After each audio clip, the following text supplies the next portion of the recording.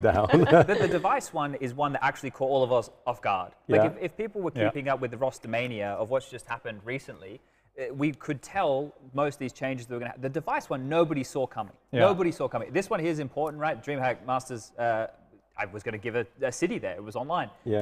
First of all, Train, something that I'm sure a lot of you at home are missing, but Na'Vi winning that really comes into play with the Intel Grand Slam. And that is also the first event where they put in Bit as a full-time member, right? So straight off the bat, winning, right? Look, we showed Ancient there as well, and I know a lot of people didn't love that map. I do love that map. People are slowly warming up to it. But look, I think that it's obviously getting more playtime. No, it didn't get playtime in Blast events, did it? Not really. No. I mean, well, like at the major, obviously G2 picking that was very much a surprise. Yeah, in the final, Yeah, and then, the full finals, I mean, once I think it got played. People really weren't liking it very much. I think the social from Blast was like saying that Vertigo and Ancient weren't getting played a lot at all then. So it was interesting to see. I thought it was going to get integrated quicker, but I guess at this portion of the year, we were all set up to go, okay, Gambit are really good. Are Gambit going to be good when we get to LAN, right? That was the big conversation about that time. And then going into Cologne, which is what we got right here, we didn't get it in the arena. Right? No. It's a little bit sad. Not yet. But we got the LAN event, right? This was the first LAN event back during COVID. Like, this is a huge deal, even though it was a hotel LAN, right? Even though you have to consider those circumstances there. This event here showed that we could start returning, right? That the world can go back to normal. So I think this here, look, it's a little bit romantic, right? But like the healing of Counter-Strike, getting back to the pure... Nature's healing. Yeah, right? No, but it is in a way that we can get back to that. And Na'Vi to beat G2 again. Then we had the storyline of Katowice 2020, right? And then the back-to-back lands. And this is kind of also where it started in 2021, the G2 Na'Vi, you know, because obviously we then had the major after that we're going to get to.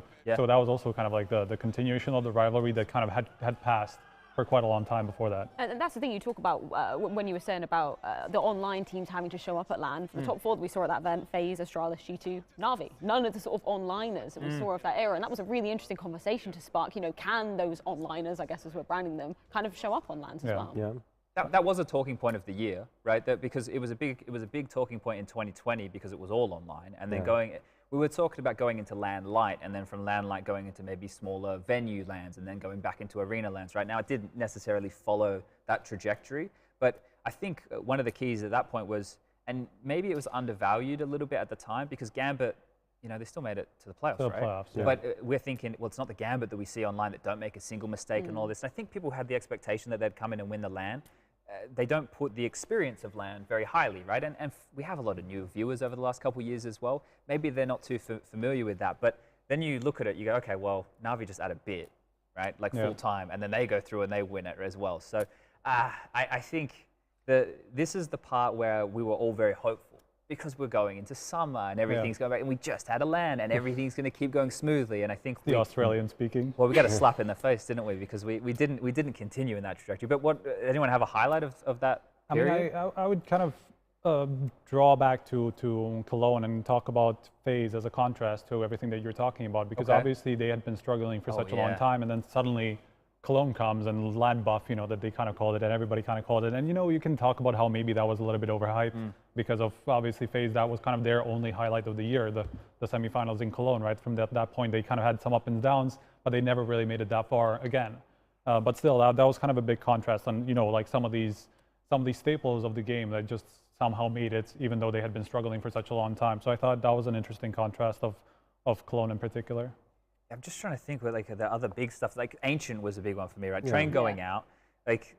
That was very controversial, I think, at the time as well, in terms of people that have an affiliation to Train, myself included, and pretty well in terms of some of the updates they've made as well. It seems to be pretty good. I'm not the biggest fan, right? Like, so for people who haven't tuned in and listened to me say it 150 times, what happened? Like every time a new map got added like that, like me, Henry, Machine, Rush, and one of our little online friends, Jay. We would all jump in and we would geek out so hard. We did it with Vertigo. We saw every single change, like the door and then this and that. And we love it because it's new, right? And we're bad. So new stuff is good because we can have gimmicks. The only way to win, right? Right? And then Ancient came out and we were doing the same thing. And the map, like you said, it didn't play, like Vertigo needed a lot of changes. Ancient, we haven't seen anything too drastic just yet. Temple, it's the same map. Yeah, but a lot of people don't know Temple didn't exist In the original Ancient, Temple didn't exist, right? So a lot of things have like changed with that map, but I really like it because something for me that I think is undervalued by maybe the general public of Counter-Strike is the fact that a new map is great for the thinkers of the game, the in-game leaders, the coaches, the analysts, because it comes up with a new way to approach problems and a new way to approach a map. And that for me is a big part of Counter-Strike. Like it's one of the biggest parts of Counter-Strike. It's great if you have NiKo's aim, right? It's fantastic if you know the timings perfectly on Mirage and every single piece of utility. But to be creative in Counter-Strike, right? That's what I loved. That's what I really loved, like geeking out on that. So yeah, I'll stop my Ancient spear. I was expecting some Mirage slander to come in, but you just pulled back at the perfect timing. So like, I'm going to check. I do enough of that on Twitter. Yeah. I mean, to piggyback off that, like I think it's pretty telling that the first team that kind of, I guess people thought figured out Ancient was an IP with Threat. Yes. Who kind of like came up with a lot of the defaults, apparently, at least like that's kind of what we assume, right? I know he was talking about a lot of it too at the time. It's just like one of the biggest tactical minds of the game, you know, kind of trying to figure out. Yeah, but obviously like NIP were the team that a lot of people stole from in terms of defaults and stuff like that in the first couple of months. And that's where a lot of teams kind of got their base on the map, you know, and that's obviously coming from Threat. Yeah. Do you think we're going to see more of that this season, just like going into this year? Because as we were talking about, we didn't get a lot of it towards the tail end. Do you think now that they've had the break and teams can come out, do you think we're going to get more of that this year? More of Ancient? More in Ancient? general?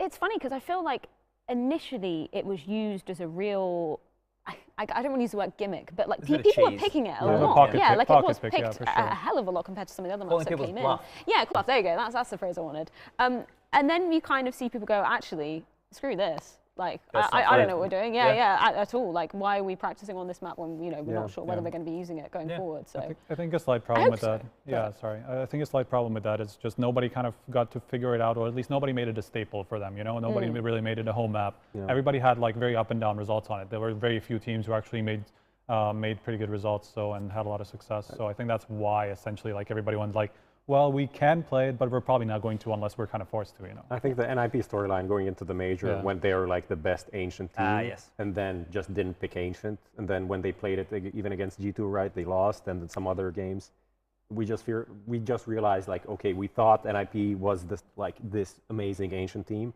but it just they were winning, but they were winning closely, and in the end, it didn't really pan out as them being super dominant on the map. And it just became this, what Freya mentioned, just a map that's somewhere there where you would rather just pick something you're more comfortable with and where you can prepare more, whatever. Well, you mentioned NIP. We are going to move on into Q3 because we did see a little flare of NIP greatness later on in the quarter, but we are going to start off with EPL because that was where we saw an absolutely incredible grand final going down. It was, of course, two Goliaths, two Titans going head-to-head, s1mple and ZywOo.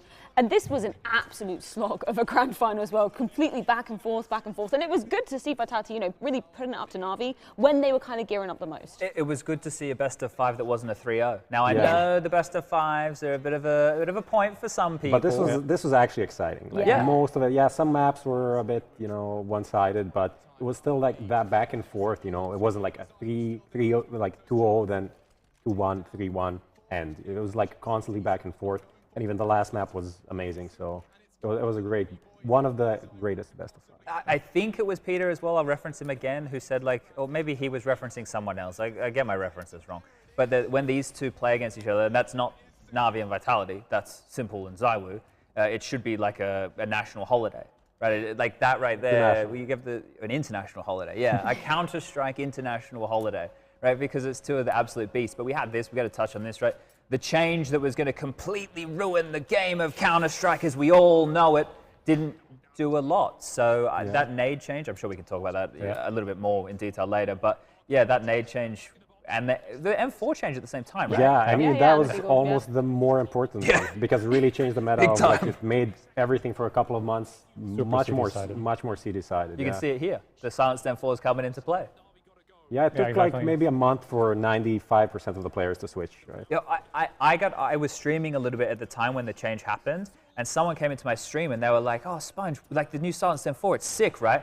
And I like play on 60, 70 ping in Malta. So when you spray with the M4, it's already slow. It feels super slow. And I was just like, nah, it's still trash, man. And then I started playing with it and seeing how much, and I was like, oh, that guy was right. I'm an idiot. You know, I did the classic CSGO thing where we rule out all the weapons like we did with the AUG and the Krieg for so long and stuff. It's like, now, if you're using the M4A4, your name's probably Bit, right? Like, there's not too many players still using that. But Navi was actually kind of like the only team that consistently didn't really use it for quite a long time until slowly. Yeah, I guess not, but it didn't seem to matter to them, to be honest. Well, this was the highlight for NIP that we were sort of alluding to. Yeah. I am full, kind of managing to come and win that, and then not really doing an awful else after. Was it their only highlight? Yeah, kind of. We're so hard on NIP, guys. Come on. They kind of tricked themselves and us all in one go, right? Like there was so. I think the expectations, especially for them going into Sweden, this is like the major that's happening on home soil, and winning the last event, and then having this rise, and like the device storyline not really working like from the beginning perfectly. Like the relationship was kind of tense maybe to start the cooperation. But then at that point, seemed like everything's going well. Like Device wins the MVP there. Everything's like on course for them to have like a deep run, but then it doesn't really pan out, right? Yeah, it falls apart in a big way. In a big way there. I think when you look at the ENCE result now, right? ENCE are a team who I wouldn't say they're like cemented as one that we're going to expect to win trophies, but they've also made the roster change recently with Madden that we've all seen, right? That right there, this ENCE team, I think, showed what the Dihas, the Hades, like the combined, this team has a lot of skill. So I'm interested to see how much they can do this year, right? Because they've just added more skill. So that's more aggression too. Yeah. And I like that, especially in a Snappy team. He loves a good rush, old Snappy, right? I remember watching the Nuke games. He was just going super, super quick. But yeah, there wasn't too much going down in that quarter. Yeah, well, there was a lot going down in Q4, which we're going to be moving on to now. Obviously, the major to be opening that one up as well. Finally, we get Counter-Strike back in an arena, back in front of a crowd. I mean, all of us were in attendance there, and that was absolutely incredible. Just feeling that atmosphere, soaking that up. That is exactly what Counter-Strike is all about. Just seeing people's faces again, right? Yeah.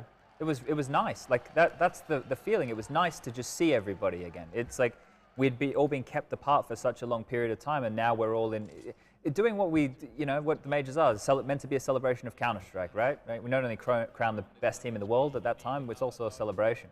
Yeah, but I mean the return to an arena was obviously the big highlight of the PGL majors. Just entering that arena and just seeing so many people all of a sudden. Obviously like once we got to the weekend, it was packed. It was full to the top, and that was just crazy to see, especially after a year and even more than a year and a half, basically 2 years, because even in Katowice 2020, we didn't have a crowd. That's basically the first event that got shut down because of COVID, right? Yeah. So for 2 years, we didn't really have arenas, and this was the return. And perfect matches, perfect storylines. Like the playoff games were amazing, and for the final to have NiKo or s1mple going to win a major final. Like, can you wish for anything? Like, these are the two players that everyone, I think every CS fan wants them to win a major at some point, right? They deserve, even though I hate that word, like they deserve it, right? With their play. And maybe you can talk about Guardian as someone that was also in that position a couple of times, and with Navi as well to win, but probably won't have that chance anymore. And at least, Navi win their first. Blast after that, that's where we thought that the highs were never going to end, right? Because we went into another arena event, and then we quickly got brought back down to earth here. But this big change here, obviously, Astralis no longer being the legendary team, right? We all knew this was happening for such a long period of time, and we were talking about it so openly, right? But it is something that I think is like sad that we didn't get an ending for them on LAN. It was them just slowly disintegrating, which kind of sucked a bit there. But yeah, like the tail end of the year, it feels like everybody got a little bit of what they wanted. Gambit get the win on LAN at V4. It's not a huge event, but they get the LAN win. Vitality ramping up. We know it's the end for them. They get their LAN win, right? It felt like, maybe Navi were throwing a couple of scraps their way by not attending some of these events. So I think that's always an interesting story about IO Winter, was the fact that, obviously Vitality looked really convincing there, but we were coming into the World Finals after that and saying, how much stock can we take from that, from the other teams? Because Navi just weren't there, plain and simple. And then they come into the World Finals and they do it very cleanly. To be fair, they did lose to Liquid at first. And we're like, okay, is this an event that actually Navi will not win? Because they just wanted to repeat the Global Finals 2020. That's what they wanted. They wanted that lower bracket run, wanted to make it even more difficult, get more practice against teams. That's the Navi way. Well, I think because they need practice, of course. They were taking sympathy on Liquid, because Liquid not only were copping flack from like all the pundits, they were copping flack inside the team with those interviews. So I think that was nice of Navi. One of my favourite moments from the full finals was watching Liquid, when they were doing the rising stage and the players were coming out, watching 2 players from Liquid going one way and 3 going the other, and it was just like, that is actually just epitomising all of the issues we said within the team. Just not on the same page, but sort of RIP Liquid. It was kind of a silly season. I don't know if we ever had such a open, like everyone was super open, or not open, but leaks were out there, rumors. Yeah, the information was open. The information was out there on so many teams that changes are happening, and we had this like two or three weeks last events of just like everyone's gonna fall apart, but they're still playing CS. And we had this amazing Vitality run, which is like a French team that is breaking apart, but actually playing together and playing well and playing maybe the best CS that they played the whole year. So it was kind of amazing to watch that, actually. I think just going back to the finals of the World Final as well, the fact that we got to see Gambit taking on Na'Vi, CIS teams going head-to-head, I think that was literally the perfect match to be ending out the year on. It closed the year, I think, with the two best teams, right? Like, and that's what we wanted to see. And I want to see more of that rivalry this year. Right? And we obviously had a lot of comments so far about the placings in the top 20 up until this point. Yeah, maybe we should bring that up as well, because obviously we're going to be crowning our top 3 here of the HLTV player rankings for 2021. But let's take a look at exactly what we've got on the card so far, because we have had those top 17 players already crowned. So do you want to give us maybe a little bit of insight, maybe any highlights that you've had of the list so far, guys? I mean, I guess if we want to start with kind of like the bottom to top from number 20, I think one of the first that people kind of caught on to were perhaps Rops, because that was also a name that was obviously high up there in the previous years. I think it was 7th in 2020, and obviously Mouse just didn't really compete much during the year. So Flashpoint, right? So obviously he just didn't really get to play in playoffs at all, because the team around him just didn't really work out. So I think that was a pretty big highlight from like some of the first names, because I think everybody else, of course, they could have made it and could not have made it. Like Brokey is a name that also on number 20, he finally made it last year. I think he was pretty close and kind of ended up missing out, and now he kind of got that nod. So that was also kind of a big highlight from the start of the list anyway for me. Yeah, I mean, that is also the number 20 is like the hardest one to guess, and maybe to some degree sometimes the hardest one to decide, because you're kind of leaving someone out of that legacy of being a top 20 player. Like you can come close, like Pimp did in 2015, and just not have it. So now he can't use that combined with the history of playing with Glaive and in Liquid. That would be like the holy trinity, right? We couldn't stop him ever. Did he ever beat Titan though? I don't know about that one, especially not on Mirage. I don't think so, right? But yeah, he had a great year, but it's not on that level. It's not like in the history books, right? And making it in the top 20, even if it's number 20, it means something like historically. I think like one of the things with this is, right, if I was to make a list of the top 20 players of the year, right, the thing is, it's such a difficult task to do, because there's so many different criteria in Counter-Strike. And if people pay attention to Twitter, you saw Nafany and Apex actually having some tweets about this the other day, where Nafany, I don't want to put words in his mouth, but the sentiment in the sense that we don't know what goes on inside the team, right? So in terms of how valuable a player actually is to a team, right, or their success, we have no way of measuring that. Yeah. We can only get the tangibles, right, the statistics that we value, right? And that's the hard part to do here. That's why like these later numbers, okay, so are you going to value like achievements more than like how well a player did with it, like, or was the rest of the team bad? Like we've had this before with NiKo many years ago, right, where he was just hard carry mode and stuff. So look, I would never want to make a list like this, and fortunately, I will never have to. But unfortunately, Striker, for you, right, you're going to be the man who's going to have to answer some hard questions here, because there's been some dramas. Sure. There's been some drama. Electronic at 7. Drama. You better bloody explain yourself. Look, I mean, the way I would start with, and kind of piggybacking off what you just said about kind of achievements and how those are valued, right? Like, they basically aren't valued. We're just looking at what we can see, right? That they performed in certain, like, for example, performed in big matches. They got to play in those big matches and got to show their worth, right? And that kind of is important. And obviously, you're not going to get to the big matches if you don't have kind of a team around you. But like it's just what we can see, that we can judge, right? That's kind of like the big point. And so it's also, there's a lot of factors that we can't even take into consideration, and that obviously have an impact on a team, like a coach that we obviously doesn't have any sort of statistics for us to follow and for us to measure and to kind of figure out. So it's like, I'm not a fan of people going like, oh, but Na'Vi won so many tournaments. Sure. Why do they only have a number 7? Why do they have number 1 and only number 7, while Gambit was the second best team? They have 3 people so close to the top 5, right? So I think this is like one of the factors that people don't really understand why we look at the ranking this way. Is just we can only look at what data we have, right? We can't take into consideration some of these subjective decisions, like how many like what got them to the title. Sure. Yeah. There are a lot of other factors that just don't play into that, right? I mean, even someone like James, like this is something that maybe some people also talk about, like, oh, he's an in-game leader. Even though people don't talk about James as an in-game leader, he is, right? And Blame F as well was, at least for a good period of the year. Yeah. These are not things that we take into consideration, right? That is definitely, if we look at all of the in-game leaders, it is something that affects your performance on the average, but like how much? Yeah. In which case, how much, right? Yeah. In some teams, you are an in-game leader, but you call like 70% of the time. Sometimes someone needs to micromanage. It's different depending on the team, on the player. So it's just something that we can't take into consideration. That's it. So just leave it out. Yeah, exactly. Like if we can't measure it, we can't really decide anything based on it, right? Like it would all have to be entirely subjective about like a lot of people say in-game leaders should be valued a little bit more, but then you don't know which calls they made. There's a lot of people that have like communication is just a big part of CS, right? And some in-game leaders are just very loose and they just take a lot of information from their teammates. So how do you value that? What if someone is a good player but a bad in-game leader? Should we then like drop them down? No one ever mentions that, right? Are they baiting? Yeah. Like what are they doing? Why are we talking about Blame F now? Yeah. But no, like Hampus is like an entry fragging in-game leader, right? Yeah. So like you could, and he's very.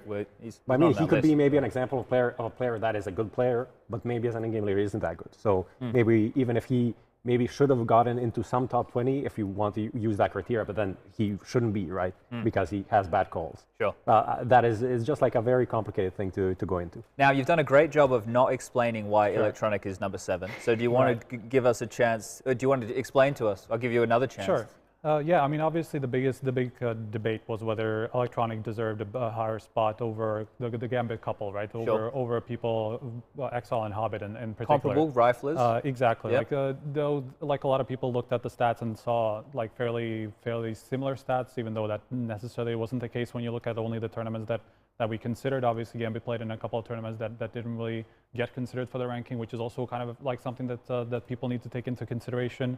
You know, not playing in tournaments like the Home Sweet Homes, right?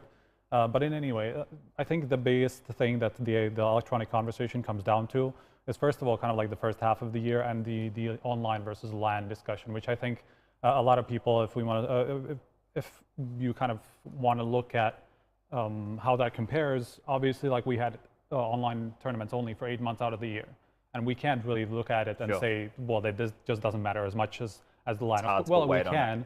Because we did kind of like the way that we look at it is just order the events by importance. And obviously the ones that are at the top, all of them are the LAN ones. Like the 5 out of the 6 elite events, we can actually show that. I think we have a graphic for like we got a sneak peek in something that is coming a bit later. Coming in minutes. Can we have the Axile versus Electronic graphic if we could, everybody? We can show the people at home exactly what you're talking about there. This is the one. Yeah. Right. Like, I mean, already, if you look at the kind of like the overall rating, like that's already a reasonable gap, right? But in general, I think Electronic just kind of lost out on the beginning of the year, because it was not just his overall stats. He was still relatively consistent. He just wasn't at the same level that we were used to him from the previous year, or even from the end of this year, where he kind of came back to the standards that we were used to from him, right? And that kind of hurt him a lot. And obviously people think that because he was so amazing online, and I have to say that of course he was, but we can't ignore 8 months out of the year. And we also have to take into consideration that Exile and Hobbit actually did perform online and were pretty much up there, even though maybe it was a slight drop off from the previous, but they were just entirely consistent from the beginning to end, and always kind of up there and even getting some awards, while Electronic just had that slow start. Yeah. And I think that was a pretty big part, because basically like the only thing Electronic had over those couple of players was that he had higher peaks, because he had that amazing major. He had a couple of LAN tournaments at the end of the year that where he was just basically like among the top 3 players of the tournament. Yeah. So I mean, that's what he basically had over them, but everything else they were just pretty much ahead. Yeah, but I mean, just in terms of LANs in general, like we considered 27 events in total, like ranked from like the highest to the lowest. Yeah. And out of that, there was like 5 or 6 LANs. So there just simply wasn't that many LANs as it seems. If you look at it from the year perspective, you think like, oh, the second half of the year was LANs, but it's actually Cologne, and then nothing. Back to online. Then like IMCIS wasn't a LAN, right? And then Pro League wasn't a LAN. Pro League wasn't a LAN, so you only had a couple of LANs at the end of the year. So you can't really just disregard everything that happened before. I thought you were going to take the community stance here. You were going to be the forums, and he was going to be the reply. No, I don't know. I saw a lot. I mean, I think another thing to mention is just like not every position is equally far away from the next one, right? Sure. Like between Exile, who was 5th, right, Yeah. and then Electronic, who was 7th. It's not the same difference between like Electronic and 8th was Yakinder, right? These Sure. guys are like closer together, and there's like this finer details that decided the difference. So you can't really, you can look at just the number and see like, oh, this guy is like 12th, this guy is like 8th, so it's not the same, right? Yeah. Okay. Yeah, let's go back to the graphic, which you had a little sneak peek of, because you were talking, Prof, about how it's difficult when you're defining just the top 20, because there are going to be players that just shyly miss out of that top 20 spot. I believe you had 3 that you wanted to just True, we bring up. have the 3 players that missed Is out. this the order? This is the order. So Frozen 21? Frozen 21, Tessus 22, and then Mir would be 23. But this is like, yes, official, but unofficial, right? If you're not in the top 20, you doesn't matter. Doesn't matter, kind of, yeah. You can have the honorable mention, and that's kind of it. Like, Frozen was the player, like, I think Frozen was the player that was most mentioned in the first, like, 10 weeks when we got to, like, number 20. It's like, where is Frozen? So Frozen's not making it in. Scammed, robbed, and everything. But, yeah, I mean, the thing about Frozen is he had a great end to the year in terms of, like, the major, and he had a good EPL.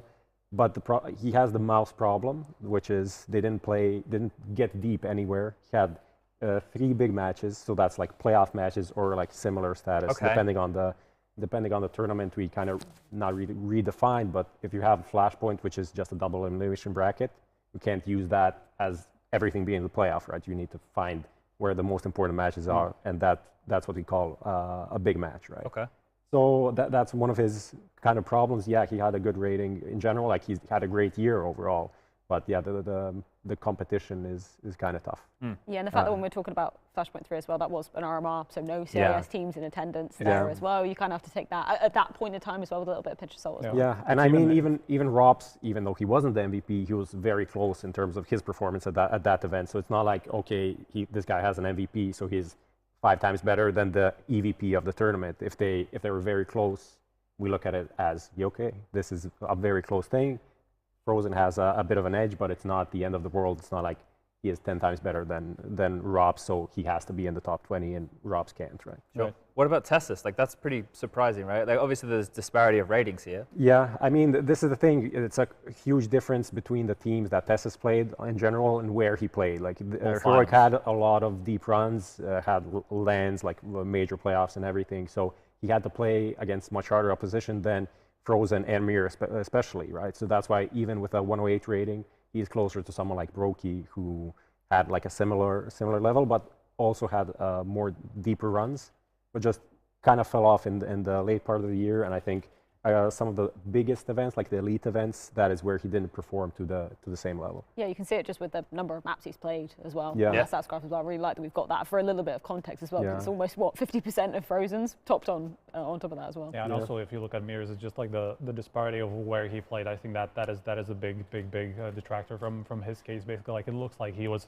amazing, like compared to the opposition. Like the 1.17 rating is like when you get to like way into the top 10, like top 7, it's 765, that kind of a number, you know. But obviously, like a lot of the year, he just didn't play at the biggest events. They didn't make it as far in those big events. They basically played Katowice and then kind of disappeared for a long time. So that was the problem for me. How did the players that we consider like the top 100, the Spirit guys had the lowest average opposition like ranking? Oh. So that is something that just comes into mind. Like that is why you can have a 1.17 and not make it through. I know, like, is Mir a free agent at the moment? I think he's benched. Yeah. He's benched. Pretty sure. Yeah. Transfer listed, benched. It's so crazy because that team, you looked at it, Mir, Dexter, Magix, like it had a lot of skill in it, and unfortunately they kept disappointing, right? I mean, even this whole transfer period, Mir wasn't the name that really popped up a lot, except on my Twitter, I think. Yeah. So that's essentially all the traction. He's a big Mir fan too. All the traction. Did you remember the 6-man roster attempt from them as well? The fact that they subbed out their IGL, because they were subbing out everybody. They were subbing out Shocker as well. It was so weird. It was like on Overpass as well, of all the maps, you're subbing out your IGL. Yeah, it was so odd. I think that was a very weird take. They did I think it was a DreamHack Open maybe, so it wasn't the highest level of competition they were playing against, but they did look pretty decent when they were doing it, and then obviously the Valve ruling just made sure they couldn't do it anymore. Yeah, I think like the weird thing with that 6-man rule is it never changed.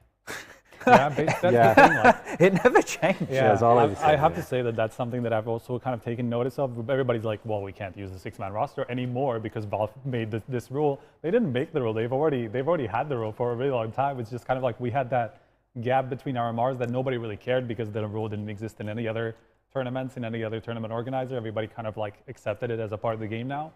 So I think that was kind of an interesting way that people judged or justified that they had to make changes now because they can't use the 6-man roster anymore. We knew that was going to happen. It's almost like living in Denmark for 20 years and then one day saying like, oh, the weather is shit, I need to move somewhere else. Like, you knew that. Yeah. Nothing new there. Yeah. It was a weird one. It was pretty weird with all of that here. But like the top 20 up until this point, these 3 names, is there anybody that the people at home are going to be, well, they didn't even get a notable mention? I think like people talk about Perfecto, and that's a player that's in a weird position because he's a very supportive player in a team that has like 3 amazing stars. So he doesn't get to shine as much, and it's very hard to like define where he fits into everything. There's a couple of more. I mean, like Nafany maybe. Like if we go back to the top 30, I'm sure that Peter will tweet out the extension of the list. So like stay tuned for that. I won't throw any names. I don't want to be. I mean, one other name that I think people had on the tip of their tongues was Kaden. Also, that was another name that kind of like, you know, like a top 3 player of one of the standout teams of the year, basically. So that was also another name that got thrown out there. Maybe just go back to the list quickly as well, if we could bring it up. I do just want to highlight some of maybe the differences, maybe some of the surprises from last year's list versus this year as well, because I think Device is probably one of those standout names that, you know, at the beginning of the year, you would have expected to be way higher up on that list. I've got them side by side here. I actually did some notes. Who would have thought? Yeah, but like there's players that missed out as well, right? But these names, I was just looked at these. I thought this was quite interesting. Like this is the list for this year, but last year we had Breeze, JKS, Crims, Henny, Brolin, Magix, Sirison, and Dupree. Those are the names who are missing from this list. The rest of the names, they all appeared last year as well, just in varying different positions, right? So it's curious to see like how they moved around. Like Elige was like in the previous year he was 8th, and he was 19th, right? I think that tells you the story of these players. Yeah, and I think Bit as well, super impressive, the fact that we're seeing him in his debut year coming into the top 10 as well. And the fact that he started off, it was at the tail end of 2020, but I remember that baptism by fire that he was subbing in for Flamey on Inferno against Astralis. Yeah, and it was just like, man, you couldn't give this kid a harder debut if you tried. It was a disaster, right? Yeah, it was a total disaster. The fact that we've seen him turn around as well, I think it's just really impressive to see from him. Yeah, I mean, Bit definitely deserves like an honorary mention. Obviously, he made the list, so it's not like he needs one necessarily, but it's just kind of like the next closest thing we have to like a ZywOo guy who just like comes out of nowhere, you know, kind of like people are aware of him, but maybe ZywOo was a little bit was a bit more on the radar even. The Jedi Master. The mutant or whatever else the Neo called him. But in general, I think even ZywOo was more on the radar than Bit was. If you think about like he was in FPL and he was kind of like destroying everybody there, but Bit was just in the Navi Junior, not even the highest rated player there, not even the highlight player in that team, and suddenly he goes into the main team, and within 3 months, I'm gonna say he just starts destroying everybody. That was crazy. Well, you can see there are still 3 places that we are going to be crowning, and that is coming up after this break, so make sure you don't go anywhere, as we're going to be going back up onto the stage to give out some awards.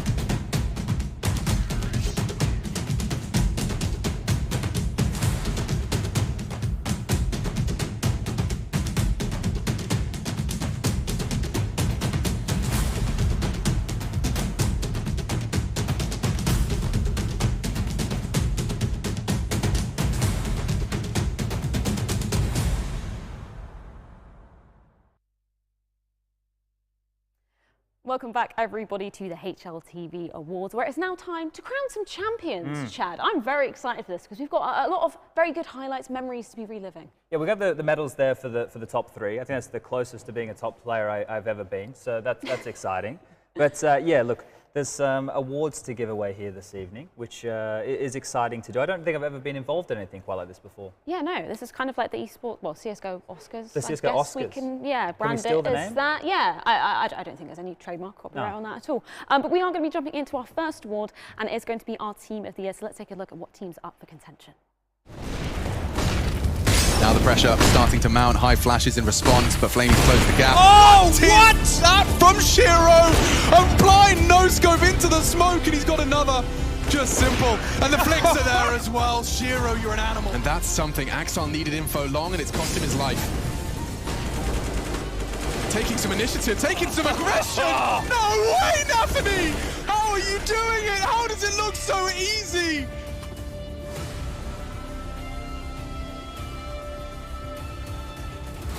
Times it to perfection.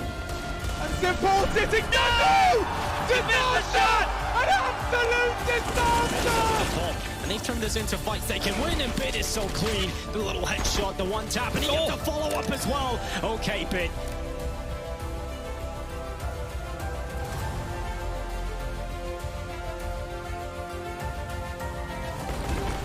Tag with the opener, jumping into the sight shots. Too many targets, not enough time. And Apex, not. Oh my goodness, 2-3 attacks!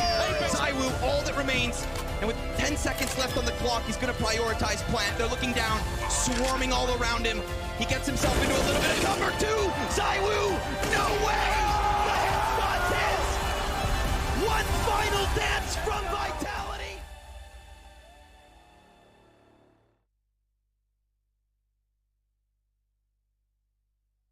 Get to kind of relive some of those moments from some of those teams. The fact that we were just kind of prefacing it with our chat on the couches, those were some of the names that were really coming up as some of the highlights of the year. Yeah, so Gambit, Na'Vi, Vitality, G2 being in the major grand final and the Cologne grand final and not making it. Look, you can have a bit of a conversation there, but we do have this lovely little trophy here that we need to give out to our winner. Yes, and I don't think there's any question of who's going to be taking this one, so let's hear it from the CEO.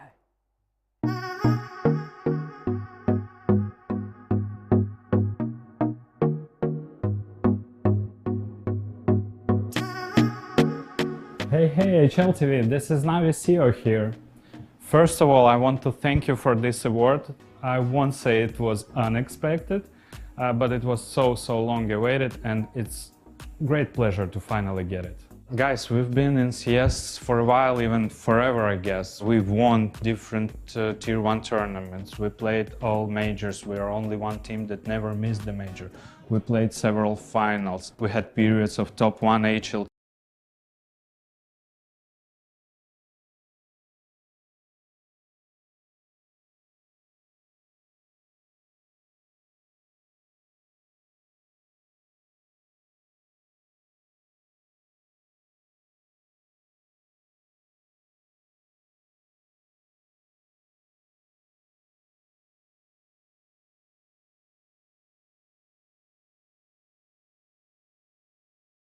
in our history.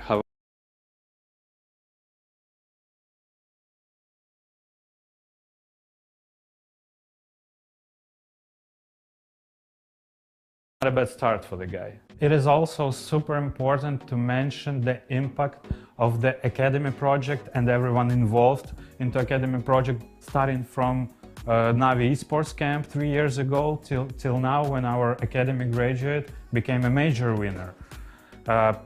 This project also gave Carlos a real star player finally. In the end, I want to thank our staff, people that are giving all they have behind the scenes, marketing, media, merchandise, design, operations, like everyone. Guys, it's an honor to work with you. I love you all, and you're irreplaceable. Let's keep on doing things. I think we'll see you next year at the same ceremony. Bye, guys.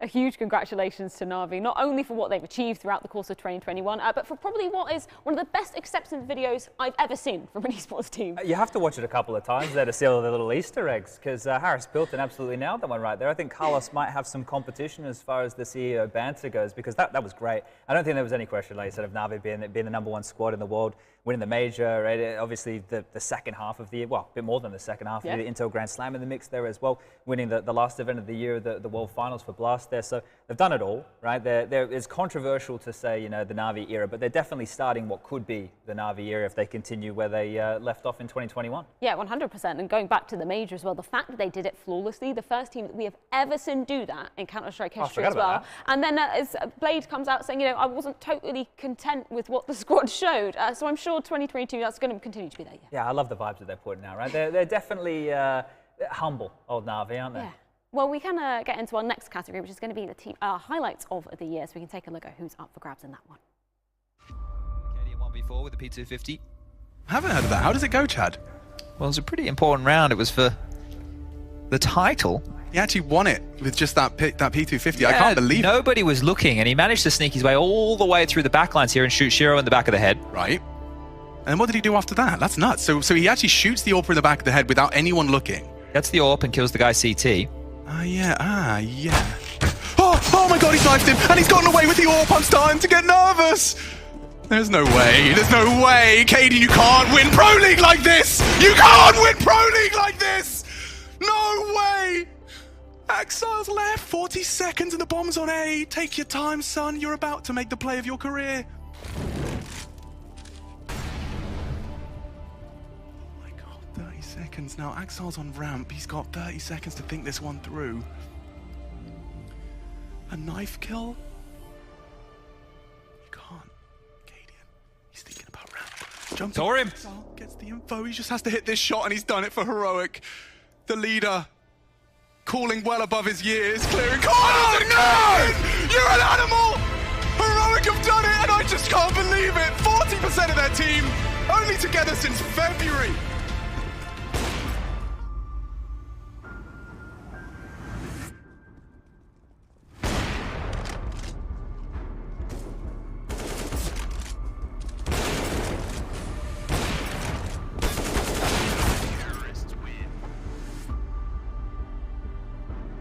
Flashed off, drops Somali and Stewie here with the opener. They're trying to chase Fallen down, but Stewie's got his back. It's the beginning of the end, and it's all the AWPs. Cadian burnt out, can't find a thing. Stewie and Fallen making it happen.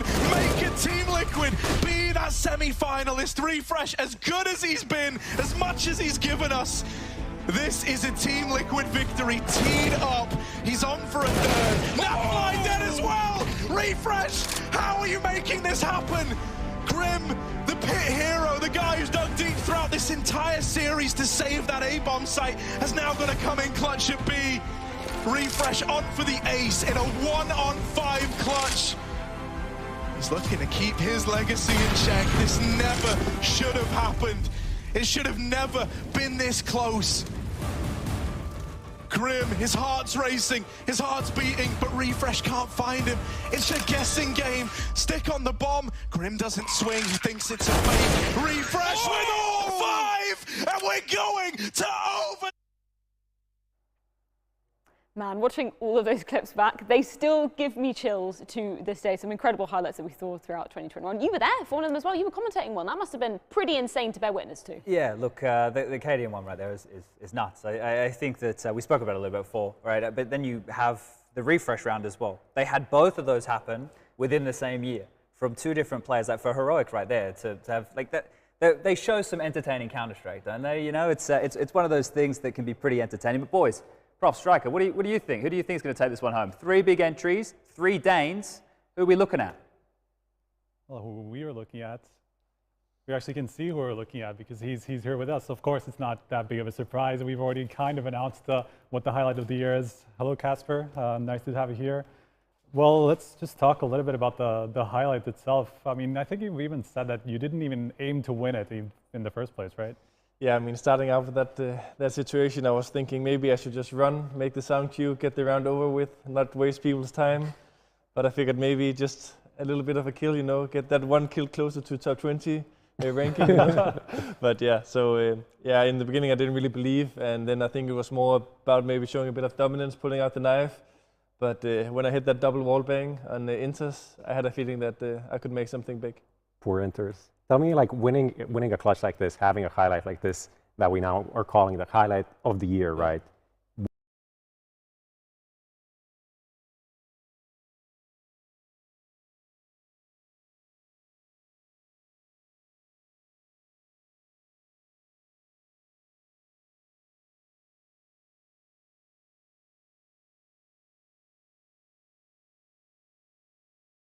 This, having a highlight like this that we now are calling the highlight of the year, right?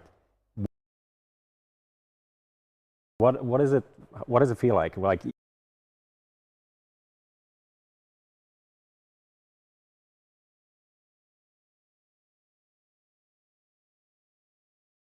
Like a lot of people felt the joy and the energy in that clip, and I mean, you guys know me, I've always been a bit of a showman, so to put that on in the final round of a big tournament, yeah, just pure joy. Does it change the way that you, like, does it change you as a player when you win something like this? Like, this is an unwinnable round. It's a P250, 1v4. Yeah. Like, does it change you?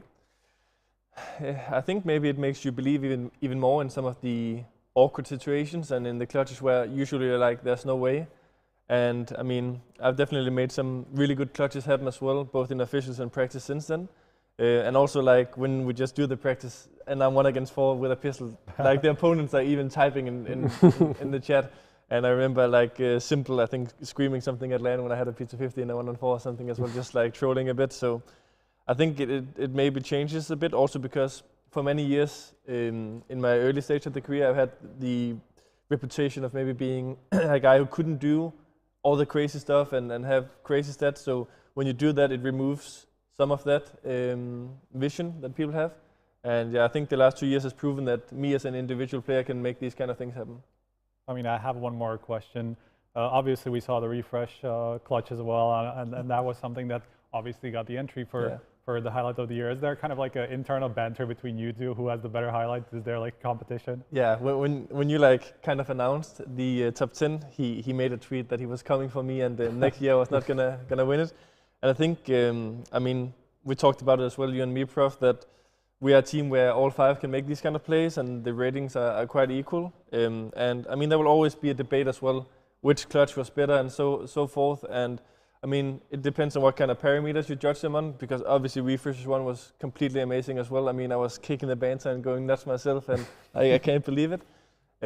But also I think it's quite fun that HLTV obviously completely biased with 3 Danish players. But I mean, basically people have for many years also talked about that, okay, Danish CS, there's like the team CS, we don't really have the individuals and so forth.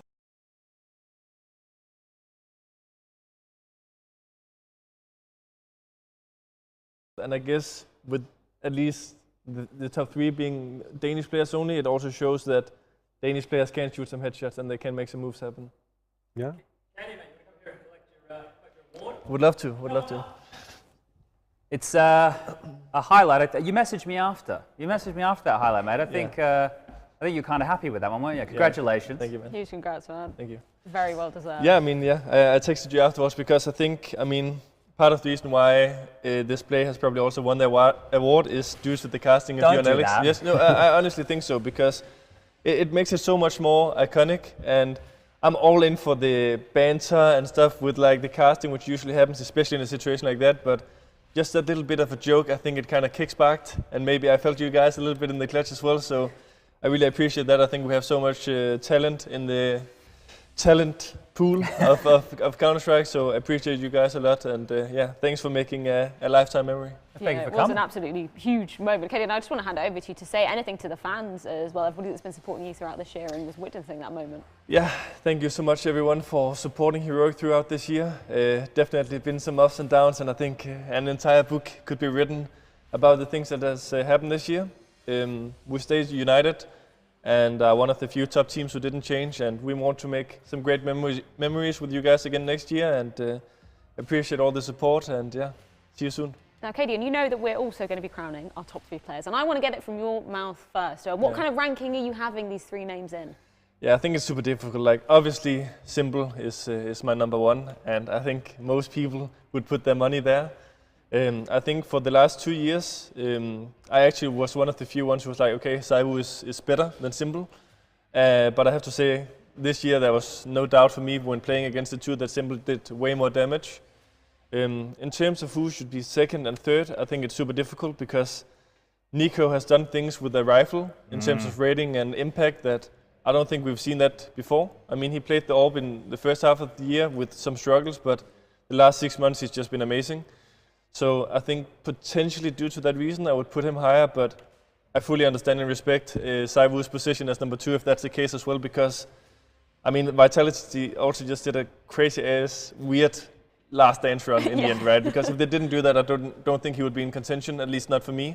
But with the title runs and the finals, there's a chance. Yeah, no, we are going to be finding out very shortly indeed. Thank you so much, Katie, for taking the time to join us. We are going to take a trip down memory lane as well to see who has been crowned #1 over the years of the HLTV rankings as well. We can start off with 2013, because that's where we saw Mr. Get Right. He opened up our show talking about his retirement or stepping back.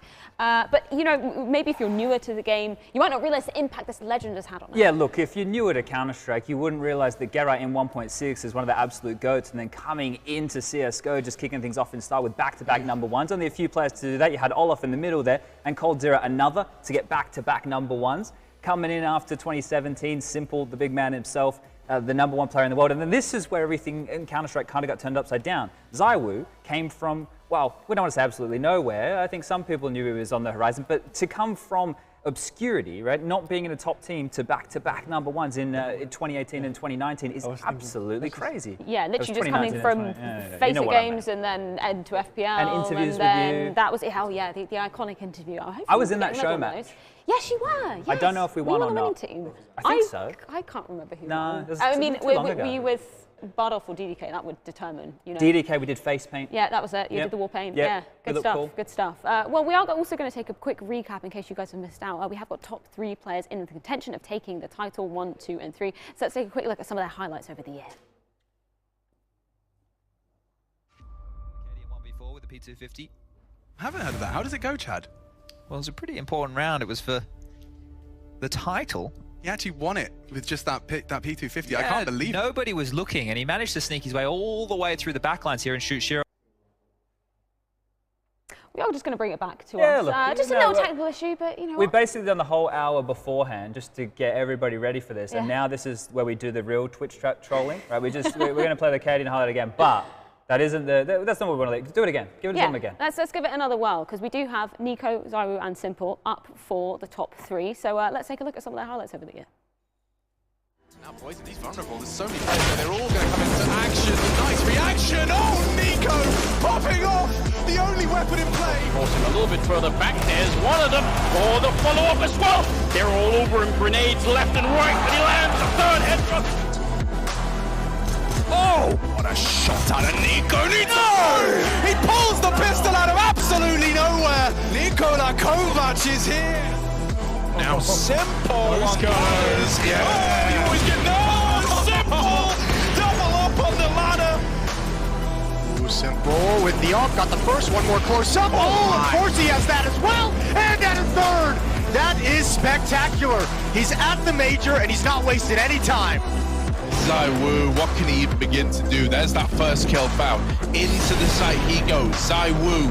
And now a 1 versus 2 to try and find. Oh, ZywOo in 3rd. Oh, there it is. Actively, they have to break this setup. I do not envy them. I mean, it's via Adamo. Freiburg proves it only for a moment. Hauser trading. They line up. Was that triple kill? Oh, baby, a triple from the ZywOo.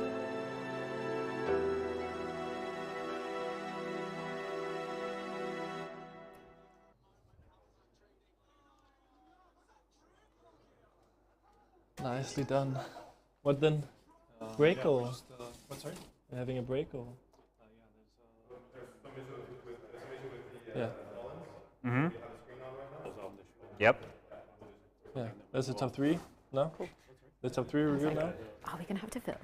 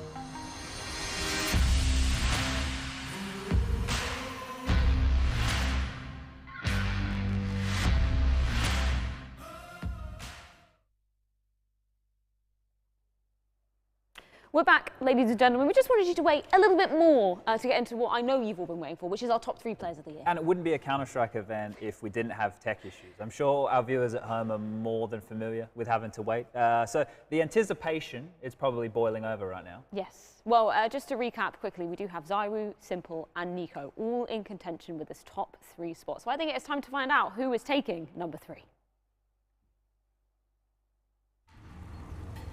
And NiKo playing from coffins. He was that second rotated player. His head hasn't moved around the corner and he just swings out.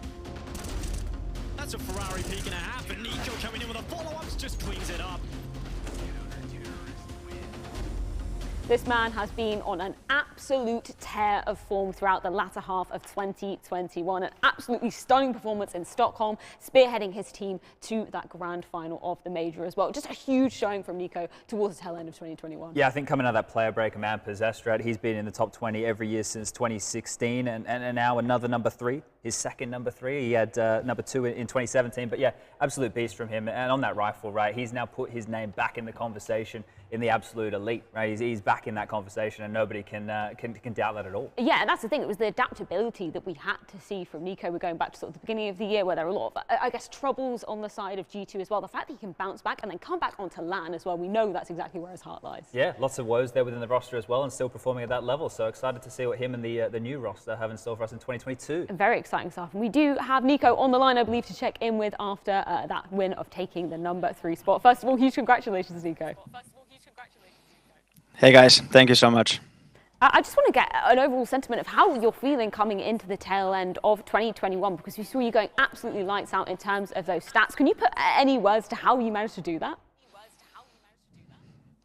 I don't know really, like as soon as I got back from break or as soon as we started going back to LAN, I just felt more comfortable. I had more fun playing. Like going back to LAN like brought a lot of good things to me back. So I think that's the biggest reason why I started to play so good. I'm not so proud of my performance at the start of the year. I think I could have and I should have done better to help my team as well. But I'm really happy about the last 6 months, for example. And I think the only reason why I did so good is just because we got back to LAN. My motivation went up again, and I just found myself again. Ever since we got back to LAN, I just kept improving and growing as a player. And obviously, my team helped me a lot to make me feel as comfortable as possible in the team. And they're also one of the biggest reasons why I put up such a performance. Now, NiKo, look, you've got a lot of AWP abusers around you, right? Shiro, number 4. You're going to have the next 2 above you, AWP abusers as well, mate. Do you think that you can be the number 1 player in the world without the big green in your hands? I don't know if I can, honestly. Like, I played probably the best CS of my career past 6 months, and, you know, they still did better than me. So I have to push myself even more, and I have to improve even more if I want to do better than them, basically. So I think I have a chance if I start the year from where I left off the last one. I think I can do better, but yeah, I will do my best, and they are probably the only reason why they're pushing me so much to do better and better. NiKo, I just wanted to give you the floor for a moment to say anything to the viewers at home that have been supporting you along this journey throughout your entire career as well. Anything you want to say to them? I guess it's the classic one. Just thank you guys for the support. Really, it means a lot. The biggest support that I really felt was throughout the major, throughout the playoff. I have never felt so many positive vibes coming from you, even though we failed to lift the trophy, to lift the major trophy, and I failed this shot against s1mple, but I never felt such a support behind my back. And I want to just thank you all for the support throughout the whole year, basically. And I can promise you that we will start lifting trophies very soon, and it's our goal, and we will do everything that we can to do it, and we won't stop working until we do it.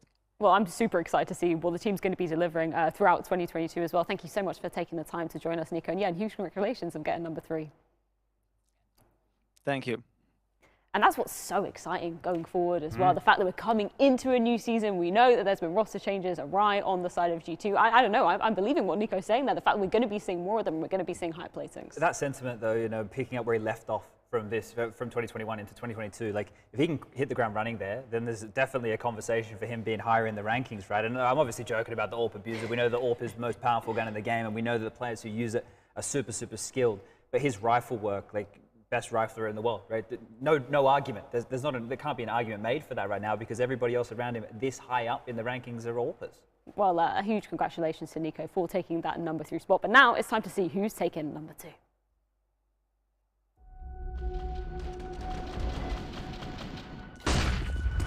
ZywOo's fast on the flick. ZywOo doesn't see the bank plan. This is certainly close. Pokey his head out in the toilet. ZywOo trade. Another clutch, maybe. ZywOo on the site. And now ZywOo dancing left and right. He's got to pick his shot wisely. He's only got one chance. Oh my goodness!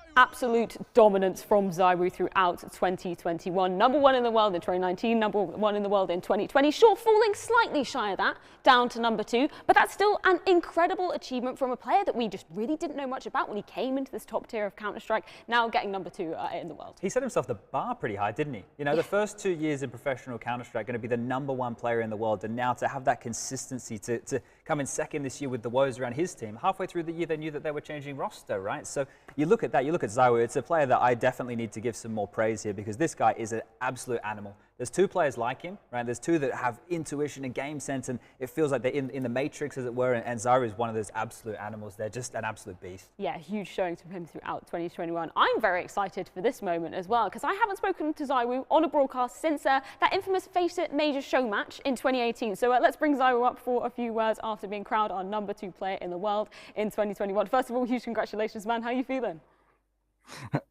I feel great, thank you. I remember this Face It major. I remember these interviews. Yeah, it was a good time. Yeah, hopefully we'll get some more in real life in 2022 as well. Yeah. Actually, yeah, I'm gonna back to I feel great. Like, I play good CS, like overall, or I mean, I don't know really what to say, and I don't know. I'm too stressed right now, like actually. ZywOo, I got a question for you, mate. This year, are we going to see you return to the number 1 player in the year? Yes. Yes? Oh, no, I'm not gonna say yes because we play against really strong player every years coming up. So I'm not gonna say yes or I'm gonna be the first one or s1mple or whatever. I'm just gonna play my own game. Let's see what's gonna happen this year. And that's it. Like, I'm not gonna think overthinking or something like this. Well, I'm just gonna play my own CS and let's see. A huge achievement nonetheless, ZywOo. I just want to give you the floor as well to say anything to the fans that have been supporting yourself and Vitality throughout 21. I want to say thank you for everybody, for sure. I was really happy to see everyone in arena, like with every power, everything, like to give us. Like, it was really cool, for sure. And I want to thank Vitality, my family, Prodigy, my teammates, everybody. And thanks everyone. Well, it was an absolutely fantastic showing from you, ZywOo. Thank you so much for taking the time to join us. And yeah, congratulations on getting number 2. Thank you very much. Great to get to check in with ZywOo as well. You know, English improving as well. Obviously, the new roster. That's going to be an exciting thing to bear witness to. How that's going to be gelling. I tried to test him when I saw him at the major. Right, we were in the lift and I'd heard the rumors about the team and stuff. Actually, maybe it was IEM Winter. I tried to test him. Like, I asked a question to try and get a bit of English out of him, and he actually hit me with the classic "I don't know." Right, and but I think the thing is, right, that there is great for a lot of the fans at home to see, especially Vitality fans, because now we know they have to communicate in English. If he can continue the ZywOo level form in his first 3 years of professional Counter-Strike, like, if that level of consistency stays, that is just absurd levels of consistency out of somebody who's just class as a player. Yeah, absolutely huge stuff from him. But we have one more giant to be crowning. I don't think there's any question who is taking the number 1 in the world in 2021, so let's see. s1mple knows, and s1mple's quicker. Keep your eyes on Perfecto, and s1mple plucks Jax from the pack. It's a hard clear, the big five there, and straight through the corner. 3, 4 from s1mple. It really only could be one man to be claiming the title this year. The CSGO GOAT managing to claim his first major title as well. We spoke about it earlier in flawless fashion. We've never seen a team do it like that, and the impact that s1mple was having throughout the year as well, even when the team weren't getting such great results. Just an absolute masterclass from him. Yeah, he's a monster. I think people at home, if they've watched any games of s1mple's that I'm casting up, I'm a fanboy of s1mple, right? He's just a phenomenon. This guy is is absurd as a player, and I love watching him play. He makes all these moments exciting. So to see him get that #1 title back after 2 years where he's been, I guess, pushed on down to #2, I'm sure he's going to be happy with that. Yeah, we are going to get a few words from him as well, as we do have s1mple on the line after being crowned the HLTV #1 player of 2021. First of all, s1mple, how does it feel to be back at the top, man? Unexpected and dropped. Ratioed and fell off? Just kidding, it feels great. It feels great. It was a big achievement for me because I actually was #1 in 2018. And it was 3 or even 4 years ago. 3 years ago, yeah. So it's a great feeling, you know, when you can always come back, and only thankfully to my team, because without them, like in 2018, it wouldn't happen. s1mple, you're the best player in the world right now. There's no question about that. Your team is the best team in the world. You're the reigning major champions. You're the reigning major MVP. There is a massive target on your back and your team's back right now. And there has just been roster mania. Everybody changing rosters, trying to get the next big thing to beat you and your team. Which of those rosters, we've got the Astralis change, we've obviously got the change going over there with G2. Which of these names, Vitality as well, which of these names do you want to face the most? I want to face G2 because finals I have good offer. And yeah, it's going to be fun to play against this team. I mean, of course I expect to win some trophies, but I have my team behind myself, you know, and I believe in them more than G2 believe in each other. s1mple, when I spoke to you after the World Finals as well at Blast just a month ago, you were saying, you know, there's a lot to thank the fans for your achievements as well throughout this year. So I just wanted to give you some space, you know, to say anything to those viewers that have been following you throughout this year. Yeah, just thank you everyone for support, and thank you everyone for supporting my team and organization.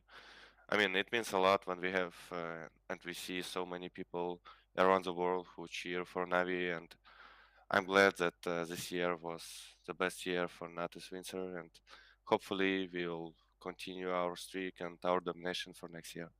Well, thank you, s1mple, for continuing to grace our screens with some glorious Counter-Strike as well, and huge congratulations for taking the #1 spot this year. And that's what I think is so incredible when we're speaking about s1mple. The fact that he got 8 MVPs this year alone, just on the tail end as well. He was just absolutely scooping them up. And yet another trophy going to his cabinet that I'm sure is nicely polished by now. Yeah, look, you've seen the trophy cabinet in the Navi office, right? That's full. He's going to have just as many accolades, I think, soon. It's crazy to see. But this is the thing. I think there was no doubt this year that s1mple was the best player in the world, right? I think everybody at home talking about this knew that he was #1. The big conversation was about 2, 3, 4, maybe even 5, right? There's been a few controversial decisions. We touched on a couple, but maybe we should touch on a couple more because we've got all the awards out there. Let's head the boys back on the couch and talk about what we just did. Lads, do you have some explaining to do again? That NiKo, the whole NiKo in 3rd, ZywOo 2nd. Do you want to start, I don't know, I'm making the excuses now? Actually almost kind of surprised how much people like even thought NiKo could be 2nd in this year. Like, I think overall when you look at the year, of course NiKo was amazing in the last quarter. I'd say that was the time when he really shined, and there's always some recency bias because we're human, right? And the average viewer is not going to go back and like look through all of the stats, all of the tournaments, rewatch stuff. You just live, your brain remembers the most recent stuff, and then that's how it rolls, right? But yeah, I think overall ZywOo just had a better year consistently from start to finish. And yeah, I mean, we can even pull off some stats. There is a graph that kind of shows each quarter how the top 3 performed, and that can maybe explain some of the things, because now when you look at it, I mean, the first 2 quarters, when you look at NiKo compared to the other 2 giants almost on the screen, I think things become quite clear. That's the difference, right? And NiKo touched on that as well. Yeah, pretty much. I mean, if you look at kind of like the quarter 3, quarter 4, I think if we'd only have looked at the latter half of the year and just kind of considered that the entire year, like I think there was actually a discussion if NiKo couldn't be #2 actually, because that's just the level he put in. It was actually kind of like s1mple ZywOo, like the normal s1mple ZywOo, normal s1mple and ZywOo level, you know, not the s1mple that we saw at like the major in Cologne, like where basically like peak performance is almost of all time. But NiKo was actually on par with those 2 in the latter half of the year. So I think that's impressive. But obviously, you know, it's the first half that detracted from him. Now, look, I asked it as a bit of a joke, right? The whole AWP abuse of the HLTV forums, everyone has fun with that stuff, right? But realistically speaking, you know, NiKo, the whole dialogue at the start of the year was he was going to AWP. Right? Yeah. Remember? He was going to AWP, and like we were going to see how that went. And obviously it didn't pan out the way they wanted. They had to make some changes. But the team in the patch that we see here was when we were like, oh, like, well, does this roster make sense? Do they have to make some changes? And I think that could have even been when they decided as a team that there may be changes in the future, because the roles just didn't make sense. Yeah. And then you see NiKo come out and embrace what he does best. Like in that major grand final, NiKo running outside with an AK-47 on Nuke and finding opening kills, he was just manufacturing chances for the team. Constantly dangerous. Yeah, and then you look at like the way that the motivation, he said the motivation came back, getting back on land, all those positives right there. They have to start the year in like the online environment, right? But as we trickle forward, hopefully we can find more of that, because if we can have these three playing the tail end of the year type of Counter-Strike, that's great. Like the more names that we can add into this mix, the more crazy things we're going to get to see on our screens. But you bang on with the conversation there. I think just the difference, like a bar graph like this is great, right? It's hard to argue with this in front of your face. Yeah. We were almost considering putting this up before we actually make the revelation, but I did say it looks a little bit too spoily to me. It's kind of like it makes it so overwhelmingly obvious, like what's going to happen in the top three. I think it's more like the number 3, number 4 was actually also a discussion with Shiro and NiKo, and I guess